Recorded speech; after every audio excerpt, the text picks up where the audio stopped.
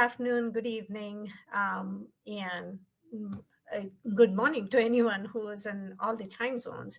I am excited to be here and have been enjoying the conference since morning. It has been such a great programming that have learned a lot from a lot of speakers. As Margot mentioned, I work at ZS. I'm a lead principal here, managing our ecosystem and alliances space. And in my role, I come across a lot of newer technologies as well as companies bringing those new technologies out to market. And one of my primary jobs is to see how those technologies can be brought out in a consolidated solution to our clients. Here at ZS, just very quickly, we are a consulting firm, and we help most of healthcare industry and beyond healthcare in their business consulting, as well as their complex solutions around consulting and technology.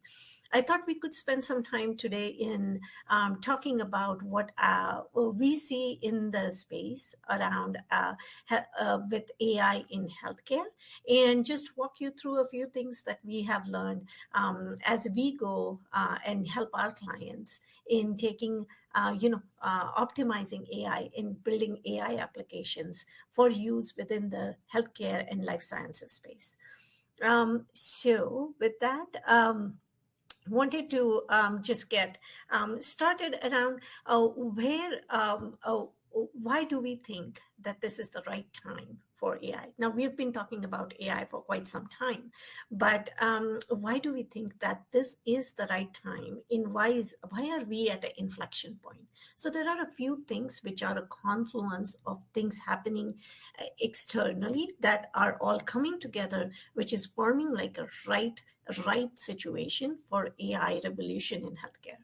One of them is exploding data volumes, right? From Fitbits and Apple Watches all the way to medical devices that are inserted within our body, we are generating a huge amount of data. So there is a statistic that we are going to be crossing hundreds of zettabytes of data that we are collecting on human health on ourselves, right? And then that data is extremely rich data that can be used for creating productive applications. Programmable biology, right? Cell and gene therapies that are coming to market is from the need for programmable biology. And excuse me. And with ultra high dimensional molecular data, which is helping us create extremely high precision medicine for human body. Productivity promise, it is accelerating use of data and AI is giving us insights and showing early promise in efficiency. So efficiency that comes at a higher cost initially always will lead to greater effectiveness through better applications, better outcomes, better diagnosis and treatment. So if we look at where we are in current state of AI in healthcare, healthcare ecosystem is getting ready for what we call the fourth industrial revolution. And what do you mean by that? I'm sure you're familiar with that term, but the fourth industrial revolution is essentially heavy interconnectivity, automation, machine learning, and real-time data. So all of these things kind of coming together and applications being built across these healthcare ecosystem with these features is what the next revolution is going to be. We are looking at digital caregiving and new understandings of what is health and what is care, which is going to pay for better outcomes in healthcare. Efficiency will also lead to, as I said, better healthcare prevention as well as diagnosis and treatment for healthcare. So you see some stats here where we in our work, we've seen 56% of life sciences say that they have the right management in place to introduce more AI into work. And 3 times more hospitals in the US are going to be implementing AI as we conduct our research. So, what are some of the AI use cases, right? When we talk about AI, it's a big field. You can apply it to any aspect of healthcare. But if you zone in, I'm just taking an example of the survey that we did with pharma executives, with pharmaceutical company executives, and we asked them that in the next year, what are some of the areas that you're likely to be using AI? And you see that a lot of it is within clinical trials, with the drug discovery, with real world evidence. I mean, they always shoot up to the top because looking for new medications and looking for new molecules is something that is top of mind for all of the pharma executives. But not lost upon us is all of the other pieces which around sales and marketing and manufacturing and supply chain, right? Getting all these few areas to the top is something that is top of mind. And linking these, most executives say that linking these areas to our strategy and making it scalable is what we are looking to do in the coming years. So, furthermore, we asked the same set of executives what are the areas that can benefit from AI, right? And we talked about new drug candidates, real world evidence, faster clinical trials, but not lost is personalized customer experiences or customer insights, right? More and more, we've already seen within areas of retail, financial services, we want more personalized care, personalized recommendations or personalized digital advertising. It is healthcare is not lost on that. More and more patients want personalized customer experiences, right? Everything from personalized medicine all the way to how I'm treated when I walk into an hospital is all personalized now. And a lot of this has to go back to all of the applications that are created with the data and AI applications that can help with this personalization. So, enabling this journey from data to impact depends on a few things done right as you move across the spectrum.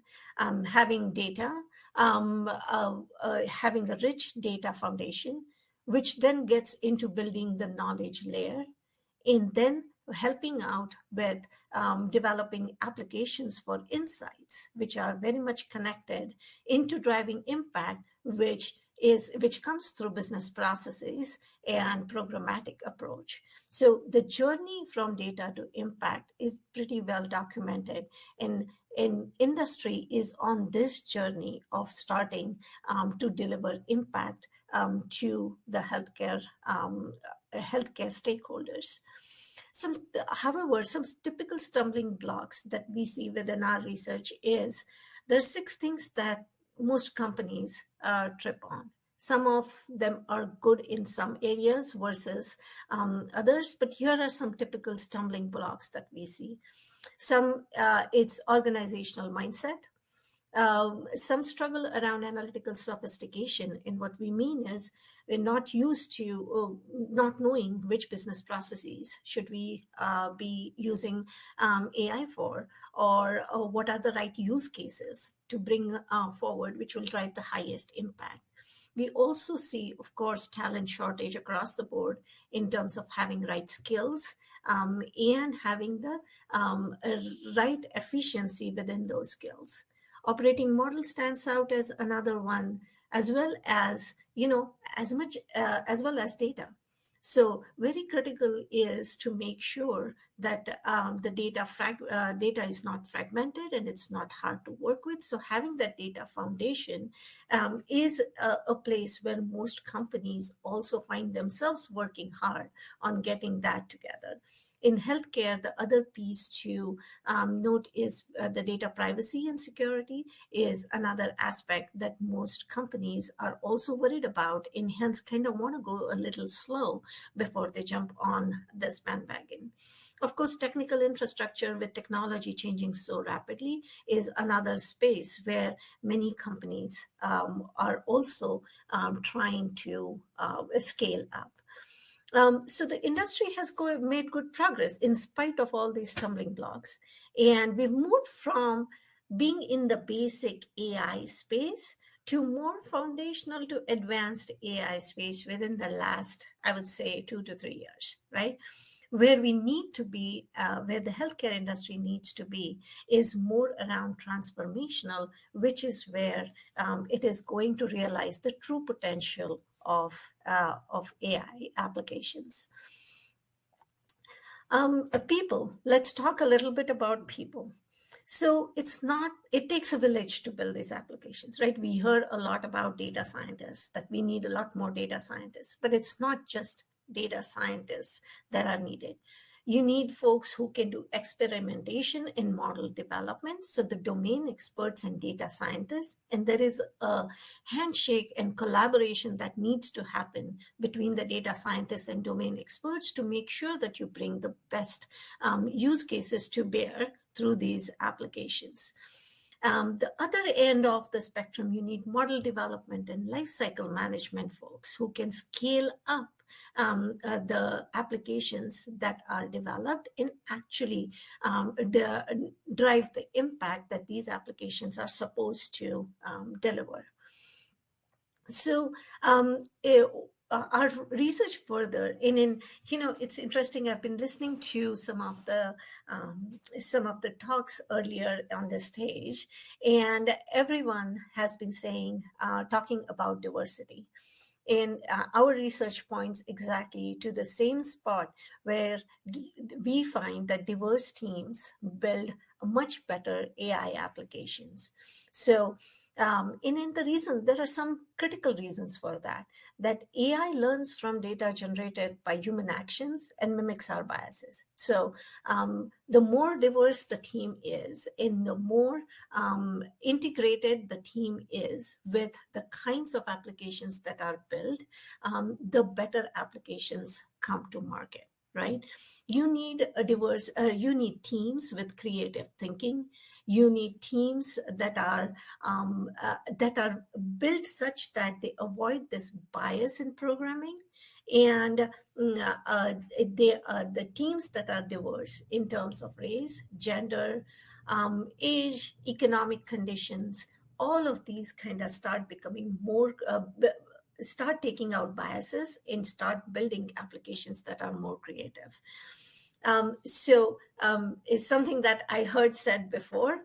Also, will reiterate that our research points to, and what we do here at ZS is always build teams for developing AI application that resemble the people who are going to adopt it. You cannot always do it one-to-one, but the more biases you can take out, the better applications that come into market.